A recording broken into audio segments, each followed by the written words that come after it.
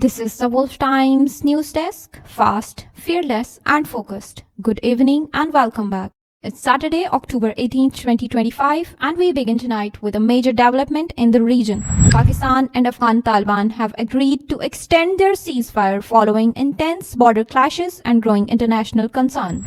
According to official and diplomatic sources, both countries have mutually agreed to prolong the truce until the conclusion of planned talks in Doha, which is set to begin this weekend. A Pakistani delegation is scheduled to depart for Qatar tomorrow morning, while an Afghan delegation is expected to arrive later in the evening. Earlier reports by foreign news agencies suggested that Pakistani team was already in Doha have been described as baseless by security officials. The decision comes after days of high tension along the Pak-Afghanistan border and an initial 48-hour ceasefire that took effect Wednesday evening. That truce, requested by the Taliban regime and accepted by Islamabad, appears to have opened a narrow window for dialogue after weeks of heavy crossfire. Fighting first erupted on the night of October 11th and 12th, while Afghan Taliban forces, reportedly supported by Indian-backed militants of the group Fitna al-Khawarij, launched unprovoked attacks on Pakistani positions near Spin Boldak. According to the Inter-Service Public Relations, the Pakistan Army repelled the aggression with precision strikes and proportionate force, destroying 8 enemy posts, including 6 tanks, and killing between 25 and 30 militants. Officials said the strikes targeted key Taliban strongholds in Kandahar province, eliminating the elements of Battalion No. 4 and Border Brigade No. 6,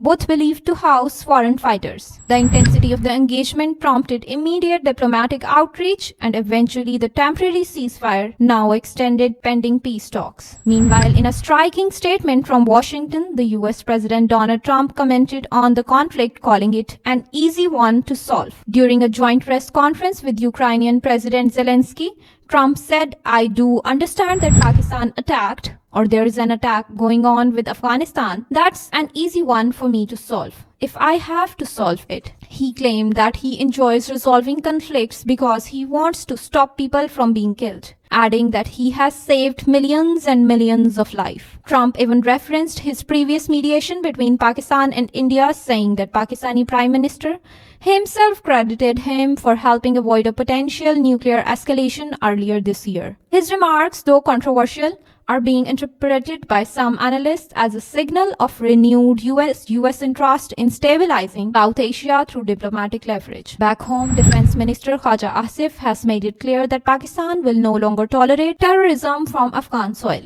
In a post on X, he said, "Any source of terrorism, wherever it may be, will pay a heavy price." Asif accused Kabul of acting as a proxy for India and claimed that today's violence is being driven by a network linking India, elements within Afghanistan, and the banned Tehreek-e-Taliban Pakistan.